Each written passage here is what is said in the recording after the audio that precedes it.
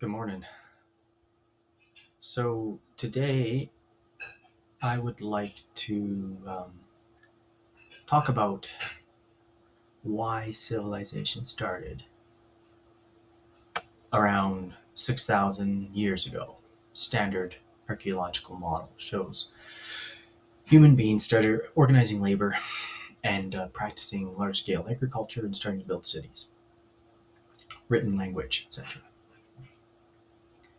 So the fundamental requirements are pretty understandable, they're pretty universal. You need food cultivation for a larger population, right? So you need to become less hunter gatherer and more farmer. You need some sort of a natural resource that allows you to have surplus labor that can become the thinking, managing, bureaucratic classes. You need some sort of a uniting myth, narrative, religion that permits a kind of top-down authoritarian management of previously egalitarian hunter gatherers. You need some sort of property rights, some notion of organizing and owning plots so that there's multi generational accountability, especially in agriculture.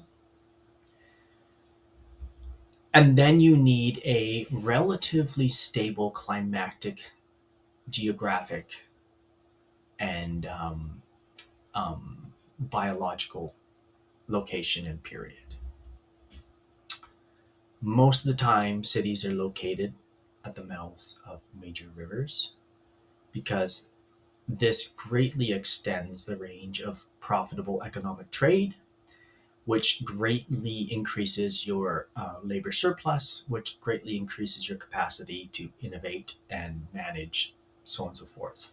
Okay. Now, why didn't this happen before the end of the last ice age? Of course, guys like Graham Hancock insist that there were uh, multiple phases of civilization before the last ice age. I'm not saying they're wrong. I'm just saying that there's shockingly little evidence for it. Um, and if there were civilizations, they didn't seem to write very much. They didn't seem to have coins. They didn't seem to. If they built cities, they were 300 feet underwater now, which could be. I'm not even going to go down there. But I want to take more of a demographic economic model to explain why suddenly, 6,000 ish years ago, we have cities. And I would say the answer has something to do with this. Take the American example, okay? So the United States broke away from Britain in the late 1700s, formed its own new republic, very large. I mean, the entire eastern seaboard of the United States is a very big landmass. Population was not huge at the time, but it was significant. Abundant in resources, multiple rivers to the coast, allowing for good transportation of goods from the interior and commodities. But when the United States really broke out and became a superpower was when the West was opened up for settlement. Now, why is this so important? It's because the West opening up allowed a demographic relief valve for the young and ambitious and uninherited. Whenever a society kind of is stagnant, what happens is the asset owning classes, the landlords just call them, right, including existing farmers, have a disproportional amount of leverage over the system. And labor has very little leverage in that model. So any economic growth that occurs through um, wage deflation and rent inflation. And every single asset holder in the economy is insulated from any real competition. That's Britain achieved that state by the 1600s. Then the Industrial Revolution gave them a little bit of a window where there was some disruption of that, right? Some people rose through pure merit, but nothing like the United States experienced when they expanded west. So once that happens, once new agricultural lands and new cities pop up and new commodity injections pop up in your system, it puts a lot of downward pressure on rents um, for your existing asset holders. And this forces your existing asset holders to increase the quality of what they're producing because they can no longer compete through protectionism. Um, so they either, if they're a farmer, they have to become more productive on the lands that they own. They don't, because they can't actually expand their lands either. So they have to become way more productive per acre, per hectare. Or they have to get into higher value crops, higher value animals, specialization. And this is the wealth of nations. And within a jurisdiction, this makes the entire jurisdiction wealthier. Further, they have to compete for labor. So they have to pay more for labor, which means that they need their labor to be more productive. So they invest in technology to make their workers more productive so that they can afford the higher wages, right? Now, the US South did the opposite. They insulated and kept slavery. And that's why the US South was 10% as productive as the US North when the Civil War broke out.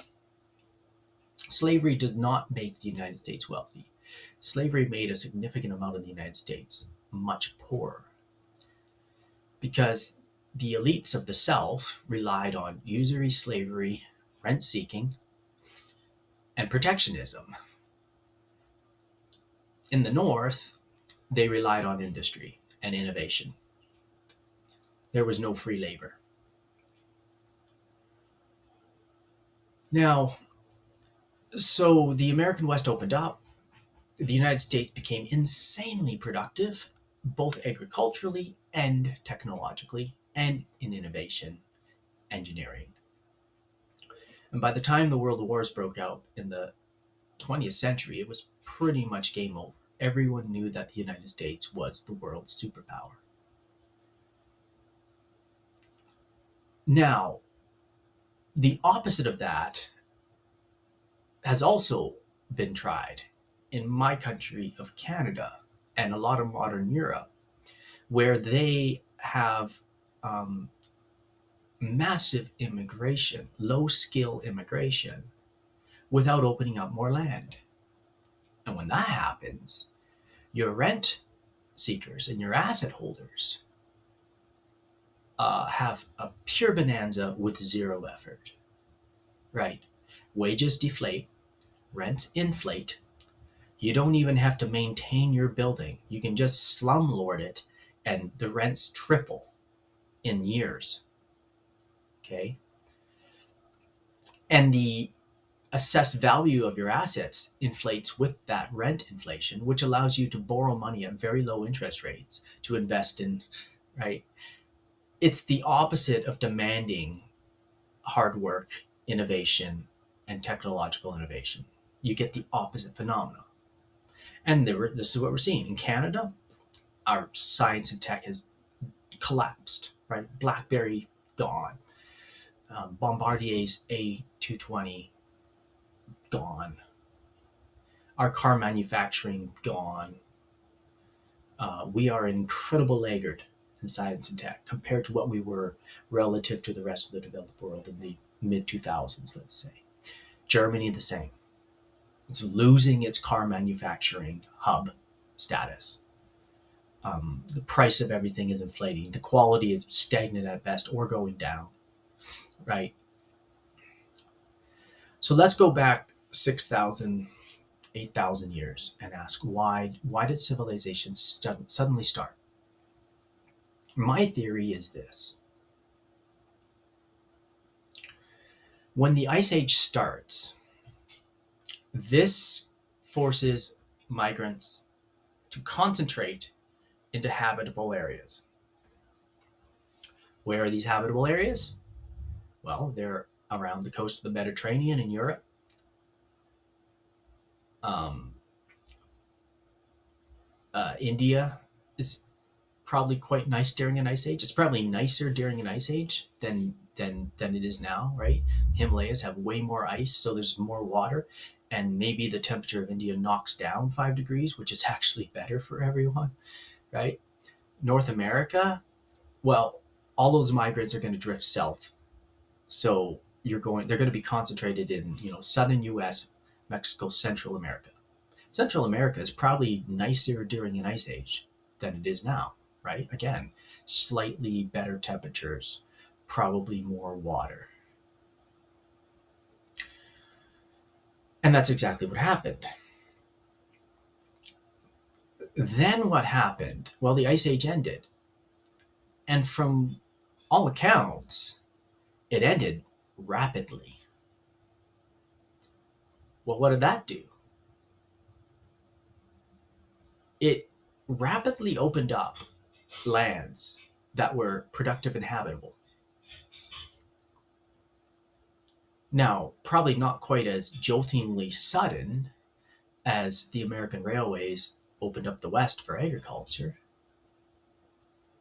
but it was rapid enough that the young and ambitious left their inflated rents and their labor usury along the coast of the Mediterranean and in India and Central America, what would become Aztec and Mayan territory, right? They left those areas.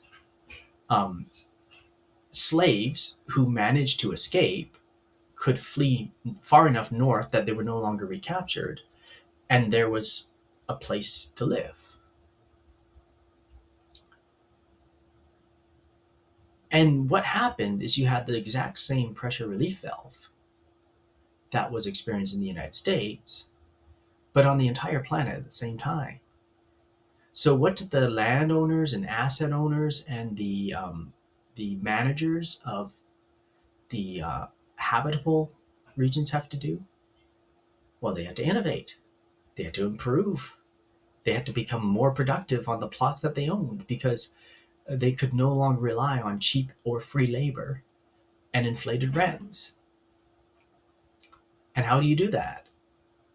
Well, agriculture, um, architecture. You build ships, which allow you to fish, right? All of these markers that we call the beginning of civilization only occur when rent seekers and asset holders have to do something other than collect rent and exploit labor.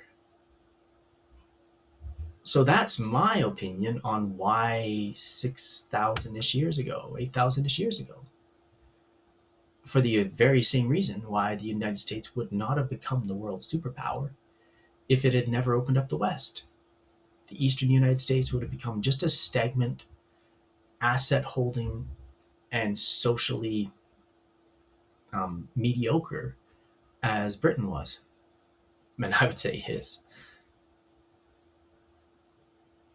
And that is the academic theory that I will probably never have enough life left to do a doctorate on. But if someone else wants to run with it, go right ahead. Have a great day.